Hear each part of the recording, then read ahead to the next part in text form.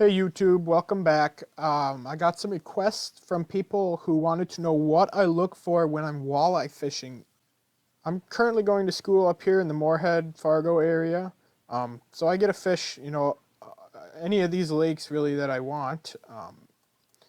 One that I've fished a couple times just because it's nice and close is Big Cormorant. Um, there's little to no fishing pressure on it actually. It's not a well-known walleye lake by any means, but it's got walleye in it. I look at the DNR surveys when I choose what lakes I go to. Um, Basically, when you're looking for a spot to catch walleye, look for anything that has a deep drop-off, a steep drop-off, excuse me. So like right here, you can see this is a very steep drop-off. It goes from, 50 feet of water to, 10 feet of water very quickly. That's probably only 50 feet of water there. And, you're dropping 40 feet. So that's a very steep part. But any kind of steep breaks is what I look for this time of year.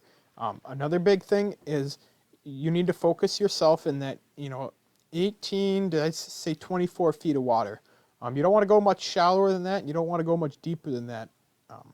During the day, they can go a little bit deeper, but I don't usually fish walleye midday, not around here anyway, because it's hard to try to catch them at that time. But what I recommend, like I said, is anything 18 to 24 feet of water. Underwater points like this are a great place. Set up, so I said 18 to 24 feet, set up on the edge of this point on this drop-off where it drops really steep. Walleye like that kind of thing. Set up, out here's an underwater hump. You can set up on there.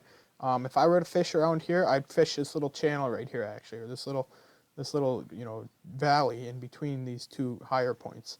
Because the fish are going to come through there before they're going to cross over the top of this. And I say crossing through here because the fish, in the evening, as it gets getting later and darker, the walleye they'll feed up along this deeper shelf and they'll come up into a little bit shallower water to feed, or a flatter area to feed. They won't spend all night out here. I mean, some will obviously, but they won't all stay out there. Another thing I look for is something like this right here is a prime example of an inside turn. We got a fairly steep ledge right here, and then it comes here and it flattens out quite a bit. You can target walleye in this kind of flat area. You can set up your fish house there and stay there for a night or an afternoon or whatever, and you might have a couple fish come through. Your odds are a lot better if you set up somewhere in here, on right where this point comes, because all the fish are going to be coming along this ledge, and that, in our depth range anywhere from, 24 to 18 feet of water, they're going to be coming along this depth range, and so they're all going to filter up into here to this flatter area to feed. So this is a good choke point right here where you can actually get quite a few fish coming through. Another example of an inside turn, let's see if I can find one more for you here. Here's one, not very good one, but so again, you can see it's steeper right here, but then it comes up into a little shallower area. This isn't a very good example. But it comes into a little inside turn here where it's a little flatter, and again, you could set up right here on this point, or not point, I shouldn't say, but on this, where I have my cursor set right now, and that's a good, kind of funnel point where the fish are all going to come move up shallower. Another good steep break right here. That'd be a great place to set up 38 to 9 feet really quickly. So most lakes have good places to fish in them. It's just a matter of finding them. When I go out and fish this lake, I have 24 spots I'll check on this lake. The biggest thing I can tell you is look for perch. Look for perch in that 18 to 24 feet of water range, because that's walleye's main forage. When you drop into a hole, you should see perch if you're in the right kind of area.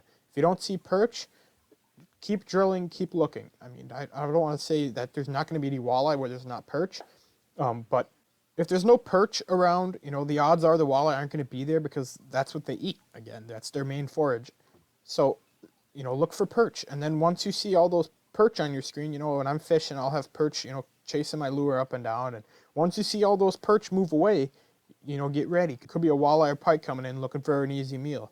I mean, I'm not a professional walleye angler by any means. I just do it for fun once in a while, and I like walleye. It tastes good, but so I mean, there's really, you can catch walleye deeper than what I'm telling you, or shallower than what I'm telling you at different times of the day. But that's just what I've found works best. I can go out and catch a couple fish every time. I hope this video helped you out. Sorry it's been a while since I uploaded last. I have been having camera problems. Talking to GoPro, and they got a new one on the way. So hopefully we'll get out on the ice tomorrow. Today is the 23rd, February 23rd. Hopefully we'll be on the ice the 24th, 25th, and 26th. So we'll have to see how it works.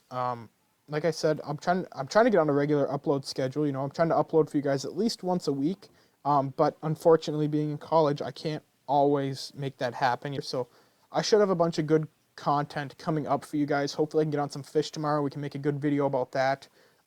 Once we hit 500 subscribers, I'm going to do a giveaway. I'll announce more about that as we get closer, but you know, share the channel with friends and family. Get it out there. Let's grow this channel, and I'll keep bringing great fishing content for you guys.